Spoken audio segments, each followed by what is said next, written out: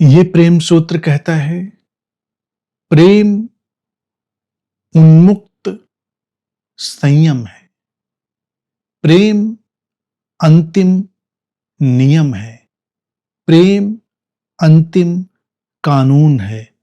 वो विशुद्ध जुनून है। प्रेम गहनतम सुकून है। उन्मुक्त संयम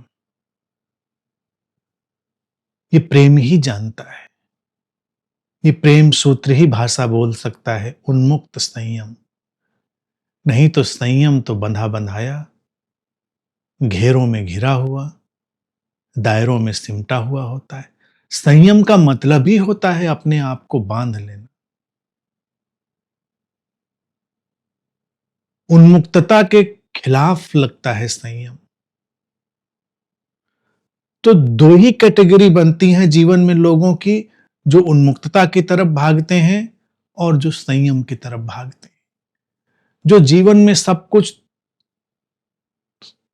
तोड़ फोड़ देना चाहते हैं, ऐसी आजादी की तरफ जाना चाहते हैं जिस पर कोई भी बंधन, कोई भी कायदा कानून नियम ना हो। और कुछ लोग ऐसे संयम की तरफ जाते हैं जहां पर सब कुछ नियमबद्ध हो, सब कुछ संतुलित हो, सब कुछ संभला हुआ हो। उन्मुक्तता वहां पर प्रवेश भी न कर सके। लेकिन प्रेम सूत्र कहता है कि नहीं, इन दोनों का संगम भी संभव है। प्रेम में वो आता है उन्मुक्त संयम की तरह। जब सीमाएं स्वतंत्रता रचती है, जब नियम हमारी मुक्ति लाती है, जब हमारी असीमता किसी सीमा का निर्माण करती है केवल लीला के लिए, खेल के लिए। प्रेम में कोई बंधन नहीं है, फिर भी प्रेम बंधता है। बंधन नहीं है कोई, फिर भी वो बंधता है। प्रेम निरंतर बहता है, लेकिन फिर भी वो ठहरता है। वो ठहराव भी लाता है।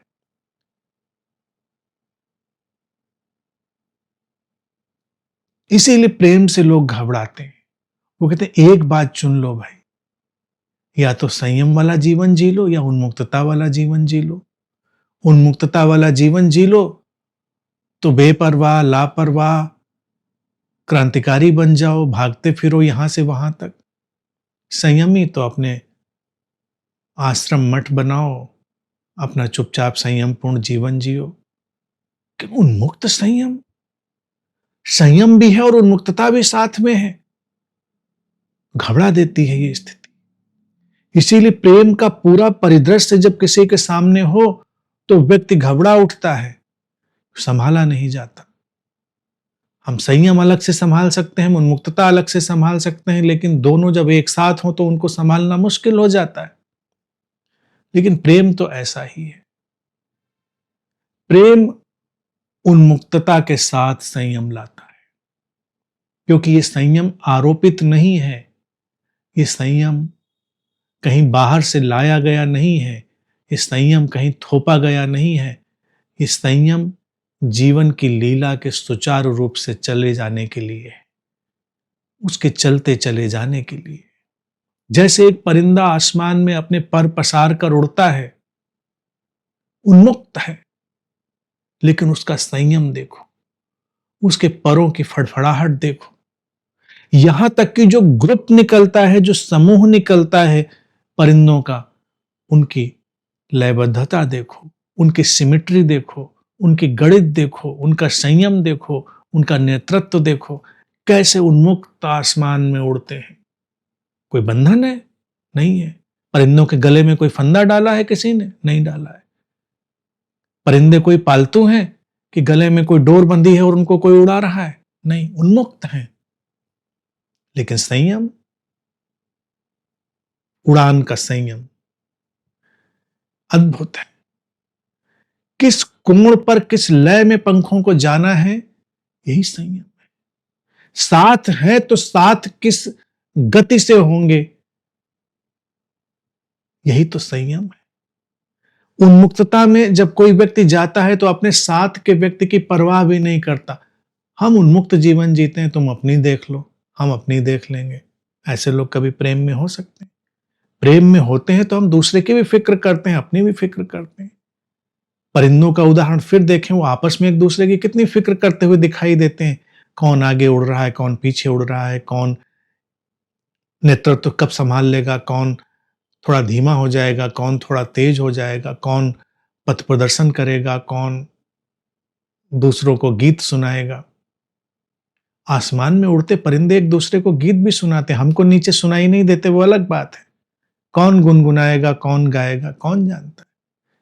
अब हम नीचे से देखते हैं तो हमको सुनाई नहीं देता, ऊपर तो वो गुनगुनाते हुए जाते हैं।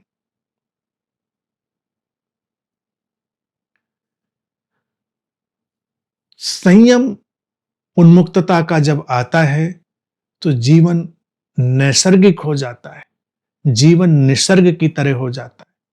कभी समंदर के किनारे बैठो और समंदर की घुमड़ती लहरों को देखो, उनसे ज्यादा उन्मुक्त और क्या दिखेगा। अभी तो परिंदों का उड़ान देख ली हमने, और अब समंदर की तरफ निगाह डालो। वैसे तो प्रकृति की हर जगह ये बात लागू कर लोगे, लेकिन जरा समंदर के किनारे बैठो, उससे ज्यादा उन्मुक्त क्या है। घुमड़ता उमड़ता, सीमाओं से बेपरवाह, लहरें ऐसे आ रही हैं जा रही हैं जैसे उनको किसी की चिंता ही नहीं, किसी की फिक्र नहीं। लेकिन हर लहर का अपना संयम है। हर आने वाली लहर पीछे से आने वाली लहर को रास्ता देती है।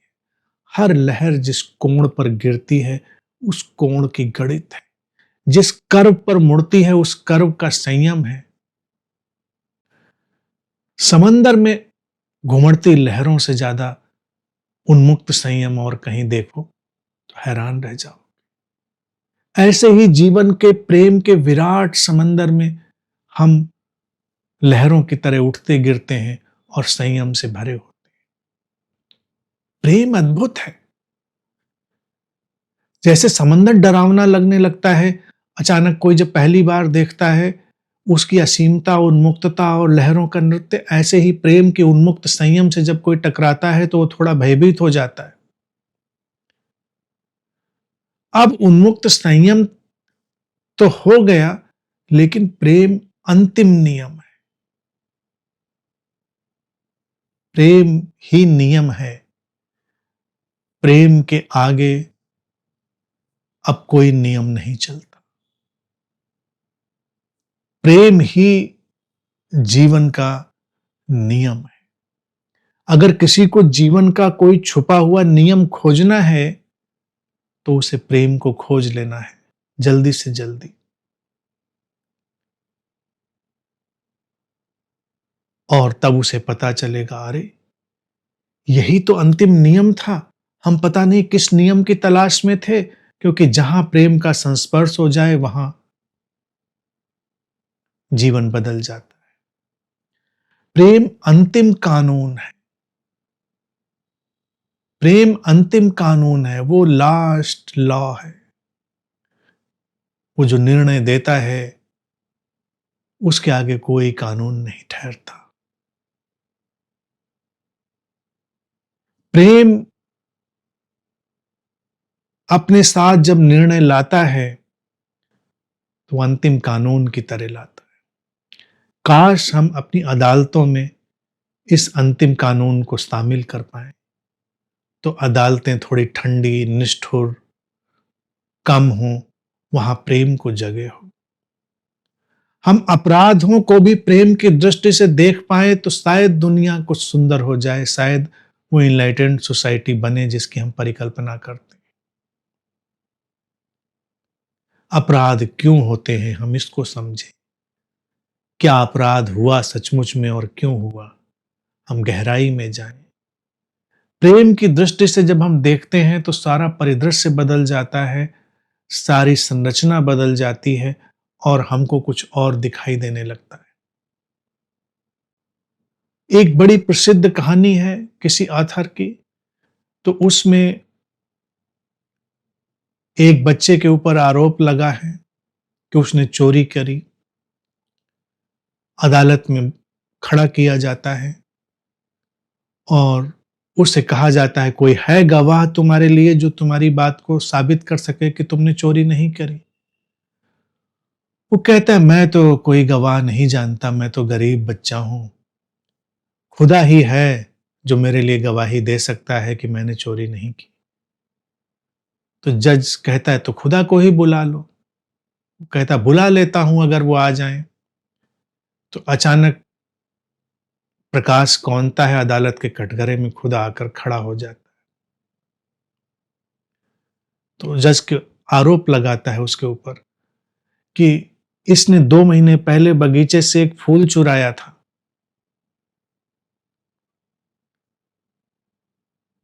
खुदा कहता है कि वो एक लड़की से बहुत प्रेम करता था, उसके हाथों में वो फूल देखना चाहता था। उसके पास पैसे नहीं थे फूल खरीद पाने के, तो उसने फूल की खूबसूरती और बढ़ा दी खूबसूरत हाथों में देकर। इसमें चोरी कहाँ हुई? और जहां तक मैं जानता हूं, फूल भी नाराज नहीं हुआ था। बच्चे के निर्दोष हाथों में आकर और खूबसूरत हाथों में और खूबसूरत होकर फूल भी खुश हुआ था। चोरी नहीं थी। फिर आरोप लगा कि इसने दुकान का शीशा तोड़कर ब्रेड चुराई थी। खुदा कहता है कि हाँ, ब्रेड इसने ली थी, लेकिन इसकी मां बीमार थी, घर में पैसे नहीं थे, कई दिनों से उसने कुछ खाया नहीं था। ये कई लोगों के पास गया बच्चा, कुछ खाने के लिए मांगा, किसी ने नहीं दिया, और जिसकी दुकान है उसके पास भी गया, उससे भी मांगा, उसने भी नहीं दिया कुछ खाने को। तो रात के अंधेरे में, सन्नाटे में इतनी ज्यादा ब्रेड रखी थी जो किसी के काम की नहीं थी, उसमें से इसने अपनी बीमार भूखी मां के लिए एक ब्रेड निकाल ली। इसमें कौन सा बड़ा अपराध कर दिया? तो जज कहता है, ऐसे थोड़े फैसले होते हैं। तो खुदा कहता है कि फैसले वो देते हैं जो अधूरा सच जानते हैं। जो पूरा सच जानते हैं वो कभी फैसले नहीं देते। प्रेम पूरा सच जानता है, इसलिए प्रेम फैसला नहीं देता, प्रेम अंतिम कानून बनता है। फैसले देने की जल्दबाजी अक्सर अधूरा सच जानने वालों की होती है।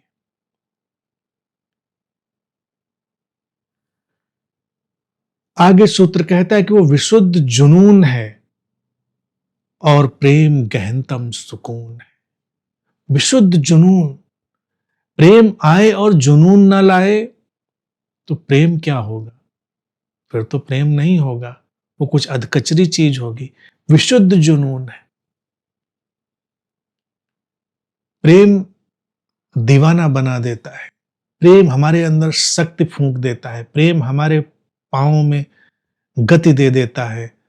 हमारे सोए सोए से जीवन में एक संचार कर देता है, जीवन गतिमान हो उठता है।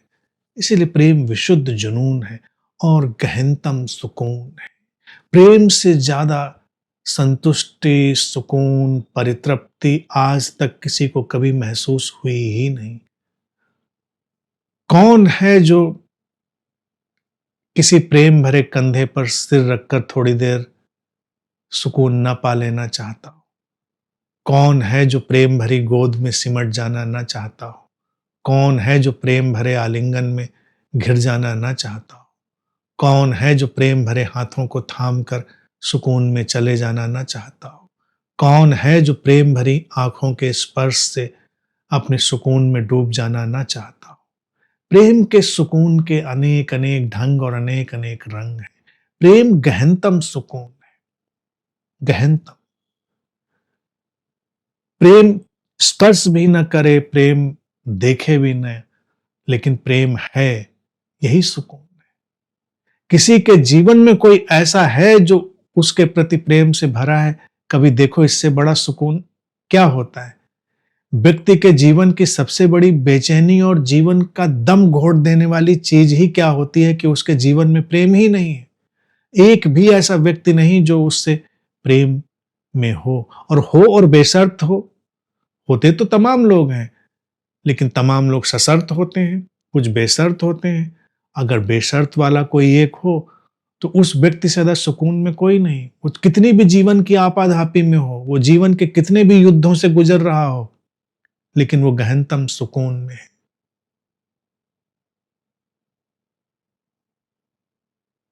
वो गहनतम सुकून में है। प्रेम भरे दो नयन पथ पर जिसकी प्रतीक्षा में ठहरे होते हैं, वो कितने भी लंबे पथ पर निकल जाता है, कितनी भी लंबी यात्रा कर लेता है और थकता नहीं, क्योंकि उसका जुनून साथ में होता है, उसका सुकून साथ में होता है। तो ये प्रेम का एक परिदृश्य है जो चलता है प्रेम की उस यात्रा में जहां पर प्रेम उन्मुक्त संयम बनता है, फिर वो अंतिम नियम की तरह ढलता है, फिर वो अंतिम कानून की तरह ढलता है, और विशुद्ध जुनून की तरह हमें घेर लेता है, और अंत में गहनतम सुकून की तरह व्याप्त हो जाता है।